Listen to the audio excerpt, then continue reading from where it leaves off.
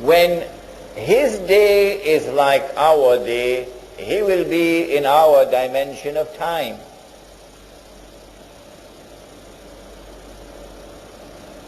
But prior to that, he would not be in our dimension of time, because his day would not be like our day. When he is in our dimension of time, at that time it will be possible for us to see him. At that time he will appear as a human being. A human being, not a system, not a civilization, a human being. And he would be a Jew.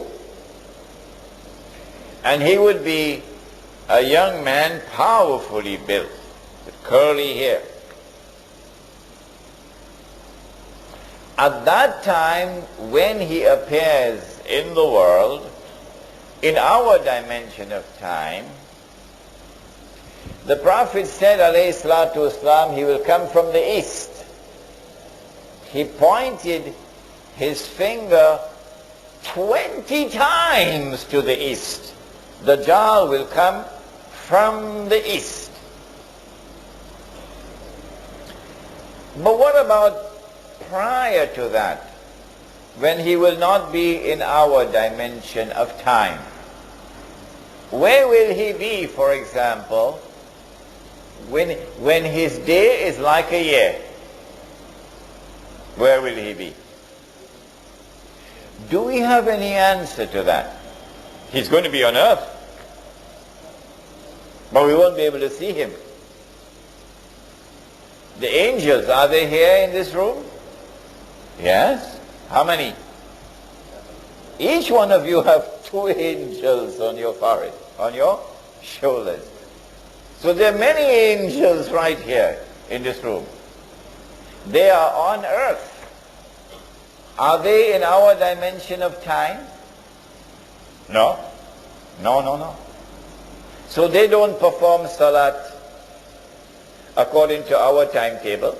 Huh? Fajr for them is not Fajr for us.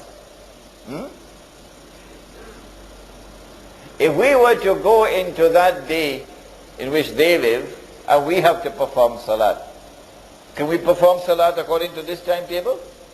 No, we don't have to calculate to do it. Can an angel come into our world?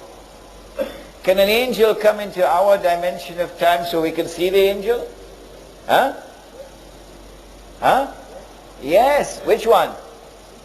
Yes, Jibreel alayhi salam came as a human being, right in the masjid. Are there jinn in this masjid now? Oh yes, they are. They are on earth. Can we see them? Are they in our dimension of time? No, they're not. But can they enter into our dimension of time? Yes. Mr. Shaitan himself, Iblis, he came as a human being, as an old man, you remember, with a walking stick. So Dajjal will enter into our dimension of time one day. We see him. But prior to that, in a day which is like a year, where will he be? It is from that location that he will commence his attack. He will begin his effort. Number 1, to liberate the Holy Land. Number 2, to bring the Jews back to the Holy Land. Number 3, to restore the state of Israel. Number 4, you know what's number 4. From that location he will begin the effort. Where will it be? Fortunately for us, we have the answer. And it is also in Sahih Muslim. It is known as the Hadith of Tamim al-Dari. Listen to it carefully now. Tamim al-Dari was a Christian who took the Shahada, became a Muslim in Medina. He came to the Prophet ﷺ and narrated an experience which he had.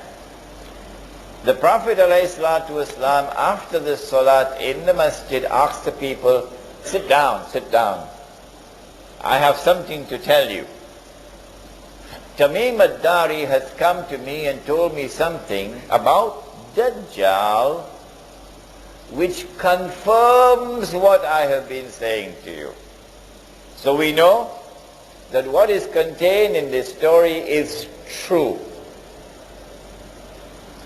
What did Tamim al-Dari experience?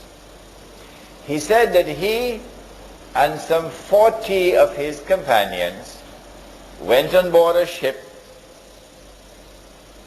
So you need water, eh? So they have to go in some place where you can travel with a ship, a sea or an ocean. And when they went on board the ship, a storm came. And the storm blew the ship for 40 days for a whole month, sorry, not 40 days. The storm blew the ship for a whole month before they reached land. Now, if you are on the western side of Arabia, which is Hijaz, and you get on board a ship, there are only two seas on which you can travel. One is the Mediterranean Sea, and the other is the Red Sea. Only these two. But it seems very much unlikely, in fact impossible, for a ship to be in the Red Sea and for a storm to be blowing and that ship did not touch land for a whole month, because the Red Sea is very narrow. And so I have chosen to eliminate the Red Sea, and I have chosen to remain with only the Mediterranean Sea. After they reached land, then they got off the ship onto a boat and they went, and it was an island. And on the island they saw a strange beast. It was very hairy, so much hair, that you could hardly distinguish the head from the tail. So this beast is concealing its identity. And the beast spoke and said that I am, what? Huh? I am?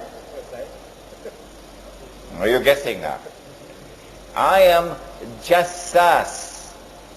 Jassas means a spy. A spy. So this is number one, an island about 1 month's journey from the western side of Arabia. Number two, this is an island which conceals its true identity. Number three, this is an island of those who have PhDs in spying, in espionage, in intelligence work. Jassas then said to them, there is someone waiting to see you over there at the monastery, Christian monastery. So this is a Christian island. When they went to the monastery, they found this young man, powerfully built,